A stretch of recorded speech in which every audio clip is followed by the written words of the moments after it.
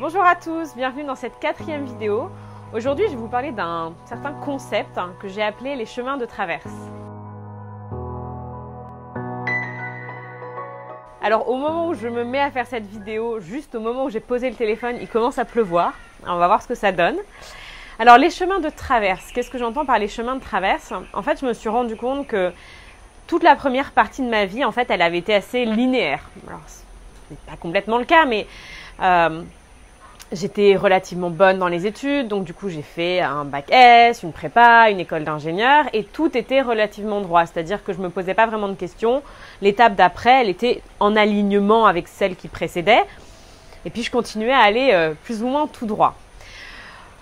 Tout droit jusqu'à ce que je me prenne un certain mur qui s'est appelé le burn-out. Alors il y a eu quelques petits virages un petit peu avant qui m'ont probablement prévenu, mais en fait j'ai réalisé que j'étais vraiment sur une autoroute en fait pendant longtemps avant et que là du coup ce que je suis en train de faire maintenant, tout le processus que je suis en train de mettre en place, c'est un chemin de traverse. Donc c'est un chemin qui est clairement pas emprunté, en tout cas que moi je n'avais jamais emprunté avant parce que j'étais sur cette grande autoroute sur laquelle j'avançais et puis c'était très bien comme ça. Et hier, j'étais donc à Bali, juste au-dessus avec mon ami Laïla, en train de réaliser une interview avec Jason Silva. Si jamais vous ne le connaissez pas, je vous conseille d'aller vous abonner à sa chaîne YouTube ou à sa page Facebook. Il est hyper impressionnant. Et on s'est retrouvés en fait à parler de ces modes de fonctionnement, de ces histoires, de ces comportements en fait qu'on a depuis la nuit des temps ou presque, ou depuis qu'on est né ou depuis des années, qui sont en fait devenus notre autoroute. Et donc c'est très simple en fait, que ce soit des réactions, des pensées, des histoires et tout. Une fois qu'en fait on a créé ces modes de fonctionnement, et on peut vachement plus facilement, en fait c'est comme une piste de ski, c'était un des exemples que prenait Jason hier, c'est comme une piste de ski. Une fois qu'il y a un peu un chemin, on a tendance finalement à aller reskier dans ce chemin-là plutôt que de prendre la poudreuse à côté. Alors il y en a qui aiment bien prendre la poudreuse, mais la majorité des gens finalement restent dans ce chemin-là. Et donc, en fait, il disait qu'à un moment donné, c'était bien de tout remuer pour qu'en fait, la neige, elle se remette de manière un peu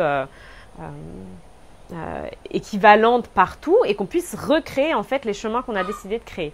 C'est la même chose avec le flot d'une rivière. En fait, si jamais on bloque une rivière, elle va trouver en fait d'autres manières de continuer en fait à circuler.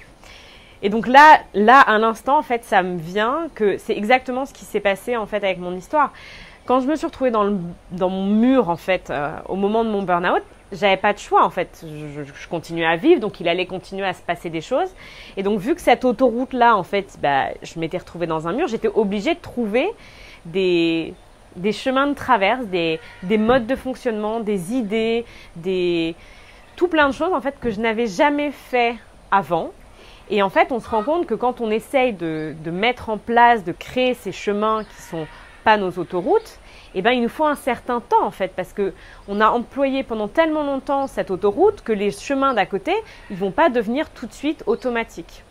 Et donc, c'est ce que je fais en fait avec ce challenge, c'est faire de la vidéo. C'est clairement pas encore, en tout cas vous parlez comme ça, mon autoroute, mon highway, la chose que je fais, une chose que je fais très simplement et très facilement. Mais par contre, si chaque jour, déjà pendant 30 jours, je me mets dans cet état de parler, de partager ce qui me vient et ce qui me tient à cœur, forcément, au bout de 30 jours, le chemin qui était avant un tout petit chemin de randonnée à peine, où on ne sait pas trop où on met les pieds, où on avance à tâtons, ça va devenir, je sais pas moi, le GR20, et puis après ça deviendra une autoroute, et puis et puis après ça deviendra finalement notre autoroute, la nouvelle autoroute qu'on aura choisie finalement pour cette partie de notre vie, jusqu'au moment où on se rendra compte que non, il faut encore potentiellement changer de direction. Donc voilà, en fait j'avais vraiment envie de vous partager ça parce que c'est une super chouette métaphore en fait de ce qui s'est passé dans ma vie avec ce burn-out et de tout ce que j'essaye de mettre en place finalement pour créer d'autres chemins, d'autres modes de fonctionnement qui sont plus alignés en fait avec ce que j'ai envie de faire de ma vie et qui sont plus positifs pour moi et qui sont plus inspirants et tout et tout.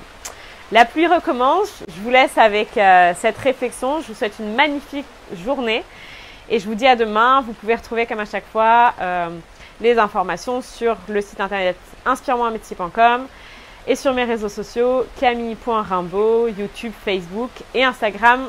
Je vous fais plein de bisous.